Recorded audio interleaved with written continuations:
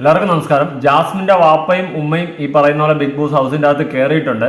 ജാസ്മിന്റെ വാപ്പ അവിടെ പോവുകയും പ്രശ്നമുണ്ടാക്കുകയും ഈ ഗബ്രിയുടെ ഫോട്ടോ ഒക്കെ എടുത്ത് വലിച്ചു കീറിയൊന്നും കളഞ്ഞില്ലെന്നാണ് അറിയാൻ പറ്റുന്നത്. എടുത്തു മാറ്റുകയും ഈ പറയുന്ന പോലെ അവന്റെ മറ്റേ അരിഞ്ഞാണോ മാല മാല മാല മാല എന്തോ അതൊക്കെ എടുത്തു മാറ്റി ഒരു ട്രാക്ക് മാറ്റി പിടിക്കണം എന്നുള്ള രീതിയിൽ ജാസ്മിന്റെ അടുത്ത് പറയുകയും ഈ പറയുന്നത് പോലെ മകളും അപ്പനും ഒക്കെ ആയിട്ട് അവസാനം ചെറിയൊരു ക്ലാഷ് ഒക്കെ ഉണ്ടാവുകയും ഒക്കെ ചെയ്തെന്നാണ് ഇപ്പോൾ അറിയാൻ സാധിക്കുന്നത്. എന്തായാലും നാളത്തെ എപ്പിസോഡിൽ ഉറപ്പായിട്ട് അതെല്ലാം കാണാം. പിന്നെ ഈ പറഞ്ഞതുപോലെ ഈ ഫോട്ടോ എടുത്ത് മാറ്റിയതും അരിഞ്ഞാണം എടുത്ത് മാറ്റിയതും ഒക്കെ എപ്പിസോഡിലോ ലൈവിലോ കാണിക്കുമോ ഇല്ലയോ എന്ന് നമുക്കൊന്നും പറയാൻ പറ്റത്തില്ല. പക്ഷെ അങ്ങനെ സംഭവങ്ങൾ നടന്നിട്ടുണ്ട്, എന്തായാലും അത് കൺഫേമാണ്. പിന്നെ ഈ പറയുന്നത് പോലെ തന്നെ നമ്മുടെ സിബിൻ ഒരു പോസ്റ്റ് ഇട്ടിട്ടുണ്ടായിരുന്നു, DJ സിബിൻ.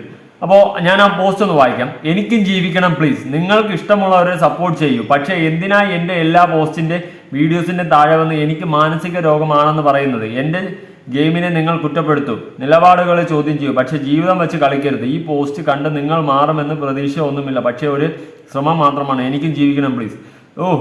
ഇങ്ങനെ ഒരു പോസ്റ്റ് ഇട്ട് ഇതിന് താഴേക്ക് ഈ സൈബർ അറ്റാക്ക് നടത്തുന്ന, അതായത് ഈ പറയുന്ന സിബിനെതിരെ സൈബർ അറ്റാക്ക് എല്ലാം നടത്തുന്നത് ഈ പറയുന്ന മൂക്കള ഫാൻസ് ആണ്, ജാസ്മിൻ ഫാൻസ്. മനസ്സിലായോ? അതിൽ വേറെ മാറ്റമൊന്നുമില്ല. എന്തായാലും നീയൊക്കെ കാണിക്കുന്ന ഈ കാട്ടാപ്പുകൾ കൊണ്ട് എപ്പോഴും നെഗറ്റീവ് പോകുന്നത് ഈ പറയുന്ന ജാസ്മിന്റെ തലയിൽ തന്നെയാണ്. അതെങ്കിലും ചിന്തിക്കാനുള്ള ബോധം ഈ മൂക്കള ഫാൻസ് കാണിച്ചാൽ കുറച്ച് നല്ലതായിരിക്കും.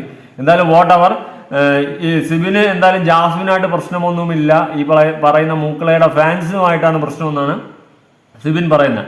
Best thing that I came across in the internet today എന്ന് പറഞ്ഞിട്ട് സിബിൻ ഒരു പോസ്റ്റ്, അതിന് ഒരു പോസ്റ്റ് ഇട്ടിട്ടുണ്ട്. അതിന് ആര്യബടായി റീപോസ്റ്റ് സ്റ്റോറി ഇട്ട് അങ്ങനെ. പിന്നെ സിബിൻ ഇട്ട പോസ്റ്റിന്റെ താഴെ വന്നിട്ടുള്ള കമന്റ് എന്ന് പറഞ്ഞു കഴിഞ്ഞാൽ, ഒരു ഫാമിലി പിക്ക്, പൊട്ടാനുള്ള കുറെ കുരുവൊക്കെ പൊട്ടട്ടെ, പ്രസന്റിങ് ജാസ്മിൻ ജാഫർ ഫാമിലി. എൻ്റെ എതിർപ്പ് ജാസ്മിനോടല്ല, ജാസ്മിൻ്റെ PR ടീംസ് എന്ന് പറഞ്ഞ് നടക്കുന്നവരോടാണ്. ഇത് അവർക്കുള്ള മറുപടിയാണ് എന്ന് പറഞ്ഞിട്ട് നമ്മുടെ DJ സിബിൻ ഒരു പോസ്റ്റും കാര്യങ്ങളൊക്കെ ഇട്ടിട്ടുണ്ട്. അപ്പോൾ എന്തായാലും ഇത് എയർപോർട്ടിൽ വെച്ചിട്ടുള്ള ഒരു പിക്കും കാര്യങ്ങളൊക്കെയാണ്. എയർപോർട്ടിൽ നിൽക്കുന്ന അക്രോസ് ടു ചെന്നൈ എന്നൊക്കെ പറഞ്ഞിട്ട് സിബിൻ പല സ്റ്റോറീസ് അങ്ങോട്ടും ഇങ്ങോട്ടൊക്കെ ഇട്ടിട്ടുണ്ട്. എന്തായാലും എനിക്ക് തോന്നുന്നു ഇവരെല്ലാവരും കൂടി ഒരുമിച്ച് പോകണമെന്നാണ് തോന്നുന്നത്.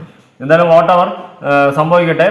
പക്ഷേ ഈ പറയുന്ന ജാസ്മിൻ ജാഫർ എന്ന് പറയുന്ന ആളുടെ വാപ്പ, അങ്ങേര് ഞാനൊരു കാര്യം പറയുന്നത് ഓപ്പണായിട്ട് പറയാം, അങ്ങേരുടെ മകളാണ്. മകള് വെളുപ്പിക്കാൻ അങ്ങേര് മാക്സിമം നോക്കും. പക്ഷെ അതിൻ്റെ പേരിലും അങ്ങേരെ ആ ഇന്റർവ്യൂവിൽ അന്ന് കുറേ മാക്സിമം കയറി ചളവളാന്ന് വെളുപ്പിച്ച് കളഞ്ഞു. അത് കൂടുതൽ ജാഫർക്ക ഉൾപ്പെടെ ഏറിപ്പോയി. പിന്നെ അതിൻ്റെ പേരിൽ അങ്ങേര് അന്നൊരു പൊറോട്ട നാടകം അടിച്ചാണ് ബ്ലോക്ക് എന്ന് പറഞ്ഞിട്ട് അവസാനം അടുത്ത ദിവസം കഞ്ഞി വാങ്ങാൻ പള്ളിയിൽ പോയി നിൽക്കുന്നു, അടുത്ത് ബേക്കറിയിൽ പോയി നിൽക്കുന്നു.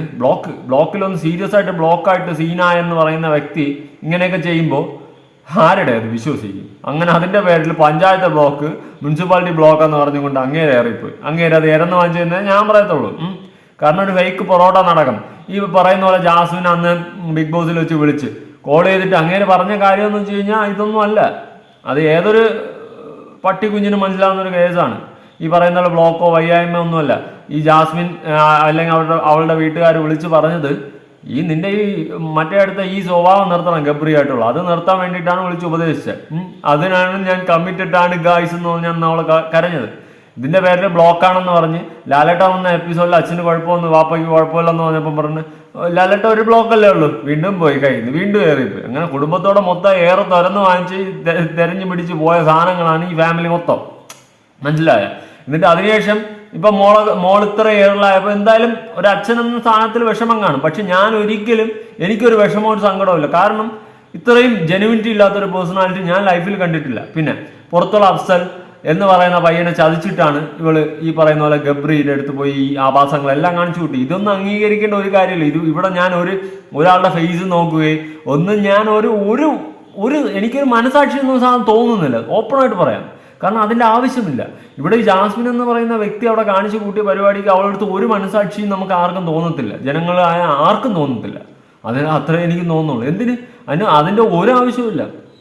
അപ്പോൾ അവൾക്ക് അവളുടെ ഫാമിലിക്കൊക്കെ വിഷമം കാണും. പക്ഷെ ഓരോന്ന് കാണിച്ചു കൂട്ടുമ്പോൾ ആലോചിക്കണം, അത്രേ ഉള്ളൂ. അതേ ഞാൻ പറയുന്നുള്ളൂ. എന്തായാലും ഇതുമായി ബന്ധപ്പെട്ടിട്ട് നമ്മുടെ മൂപ്പൻ പറയുന്ന കുറച്ചുണ്ട്, ഞാൻ അതൊന്ന് കൊടുക്കാം, എന്നിട്ട് ബാക്കി സംസാരിക്കാം. ജാഫർക്ക് എന്താണ് ബിഗ് ബോസ് വീട്ടിനകത്ത് കാണിച്ചെന്നുള്ള കാര്യമല്ലേ നിങ്ങളുടെ ചർച്ചാ വിഷയം? അതിൻ്റെ അകത്തുള്ള സംഭവം കാണിക്കുമോ കാണിക്കില്ല എന്നുള്ള കാര്യത്തെ കുറിച്ച് ഞാൻ ഇപ്പോഴും ഒരു പറയാം. പക്ഷേ ജാഫർക്ക് കാണിച്ച പ്രധാനപ്പെട്ട കാര്യങ്ങൾ പറയാം.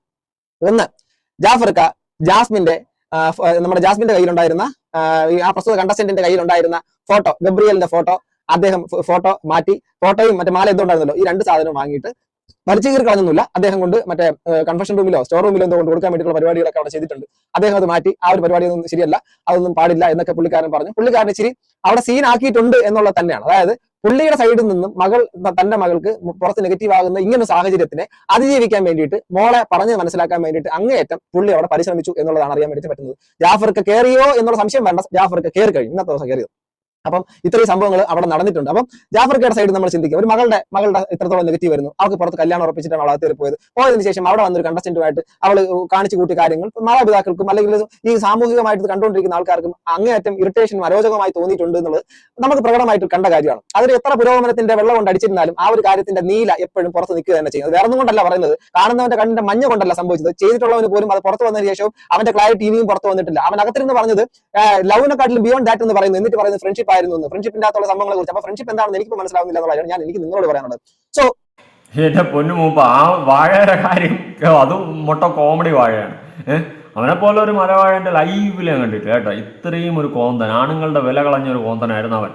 എന്തായാലും വാട്ടവർ, നമുക്ക് കാര്യത്തിലോട്ട് വരാം. അപ്പോൾ ജാസ്മിന്റെ വാപ്പ എന്തായാലും ഹൗസിൻ്റെ അകത്ത് കയറിയ കാര്യങ്ങളാണ്. ഇത്രയും ദിവസം എനിക്ക് തോന്നുന്ന ബിഗ് ബോസ് ഈ പിടിച്ചു വെച്ച് ഏറ്റവും ലാസ്റ്റ് കൊണ്ട് ജാസ്മിനും റസ്മിനും ഈ ഒരു അവസരം കൊടുക്കുന്നതെന്ന് വെച്ച് കഴിഞ്ഞാൽ, അത്രയും ദിവസം ഇവളുടെ ഈ ഒരു പൊറോട്ട വിഷമം നാടകം ഉണ്ടല്ലോ, അത് ചിലപ്പോൾ എനിക്ക് തോന്നുന്നു ബിഗ് ബോസ് നേരത്തെ വിളിച്ച് പറഞ്ഞാണ്, ഇങ്ങനെ എന്തെങ്കിലുമൊക്കെ അഭിനയിച്ചേക്ക് എന്നുള്ള രീതിയിൽ ചിലപ്പോൾ പറഞ്ഞാണ്, എനിക്കറിയില്ല. എന്തായാലും വാട്ടവർ, എന്തായാലും ആ പൊറോട്ട നാടകം കാണേണ്ട ഒരു ഗതിയായിട്ട് നമ്മൾ ജനങ്ങൾക്കുണ്ടായി. ഇവളുടെ ഒരു അഭിനയ കരച്ചിൽ, ചുമ്മാ അങ്ങോട്ടും ഇങ്ങോട്ടും ബാക്കിയുള്ളവരുടെ അച്ഛനും അമ്മയും പെങ്ങളൊക്കെ വരുമ്പോൾ അവിടെ ഒരു പൊറോട്ട കരച്ചിൽ നാടകമൊക്കെ ക്രിയേറ്റ് ചെയ്ത് ആൾക്കാരുടെ സഹതാപം പിടിച്ചു പറ്റാനുള്ള ഒരു അഭിനയം. അത് ഏതൊരു മനുഷ്യനും കുറച്ച് ബോധമുള്ളവന് ചിന്തിച്ചാൽ മനസ്സിലാവുന്ന കേസേ ഉള്ളൂ. ഇത്രയും ഒരു അഭിനയം, ഇതിൻ്റെ ഇത്രയും ദിവസം അവൾക്ക് ഇല്ലാത്ത ഫാമിലി ഇപ്പം എവിടെ നിന്ന് അങ്ങ് പൊട്ടി മുളച്ച്. ഇത്രയും ദിവസം ഗബ്രിയുടെ ഫോട്ടോ എടുത്ത് വെച്ചല്ലേ മോയും കൊണ്ടിരുന്നത്, അത് വെച്ച് കണ്ടിന്യൂ ചെയ്താൽ മതി എന്നേ ഞാൻ പറയത്തുള്ളൂ. അല്ലാണ്ട് ഫാമിലി, സ്നേഹം, ബന്ധം അതൊന്നും ഇത്രയും ദിവസം കണ്ടില്ല. ഇപ്പോൾ അങ്ങ് കുത്തി പൊങ്ങിയിരിക്കുന്നു. ഗബ്രി വന്നിരുന്നെങ്കിൽ സന്തോഷമാവുമായിരുന്നു. ഗബ്രി ആണ് ഡോർ തുറന്ന് ഫാമിലി എന്ന് പറഞ്ഞ് കയറി വന്നിരുന്നത്, അവിടെ കിടന്ന് കൈയും കാലും ഒക്കെ ഇട്ട് അടിച്ച് DJ ഒക്കെ കളിച്ചായിരുന്നു. അല്ലാതെ ഫാമിലി എന്ത് ഫാമിലി. എന്നിട്ട് ഇന്ന് എപ്പിസോഡിൽ ഒരു കേസ് ഉണ്ടായിരുന്നു, എപ്പിസോഡിൽ നടന്നതാണ്. സിജോ ഇവരെല്ലാവരും കൂടെ ഇരുന്ന സമയത്ത് എൻ്റെ പൊന്നൂസ് കൊലയൊക്കെ കൊണ്ടുവരും, അതിൻ്റെ ഇടയിൽ നിന്ന് ചൂരിലെടുക്കും എന്നൊക്കെ പറഞ്ഞിരുന്ന് തള്ളുന്നുണ്ട്. അപ്പോൾ സിജോയുടെ അമ്മ അവിടെ ഒരു പക്ക പോയിന്റ് അടിച്ചു കേട്ടാ. അപ്പോൾ അറിയാമല്ലേ എന്നുള്ള രീതിയിൽ. പിന്നെ അതുപോലെ സിജോ വെളിയിൽ വിളിച്ചോണ്ട് പോകാൻ വരുമെന്ന്. അപ്പോൾ അത്രയും അവർക്കും എല്ലാവർക്കും അറിയാം, ജനങ്ങൾക്കെല്ലാം അറിയാം. എന്തിന് ഇവളുടെ വാപ്പയ്ക്ക് ഉൾപ്പെടെ അറിയാം ഈ മോള് കാണിച്ചു കൂട്ടിയ അവരായത്തനങ്ങളല്ല. അതുകൊണ്ട് ഒരിക്കലും ഞാൻ പറയില്ല എന്ത് സഹതാപം. ചിലവർക്കൊക്കെ സഹതാപം തോന്നും, ഒരു അച്ഛൻ്റെ വേദന, മകളുടെ വേദന, മകൾ കരയുന്നു. ഒരു സഹതാപത്തിൻ്റെ ഒരു കാര്യമില്ല, അതിൻ്റെ ഒരു ആവശ്യമില്ല. കാരണം ഒരു സൊസൈറ്റിക്ക് കൊടുത്ത ബാഡ് മെസ്സേജ് മാത്രമല്ല, പുറത്ത് അഫ്സൽ എന്ന് പറയുന്ന ഒരു പയ്യനെ അവളെ ഇൻറ്റൻഷ്യലി ചതിക്കുകയാണ് ചെയ്തത്.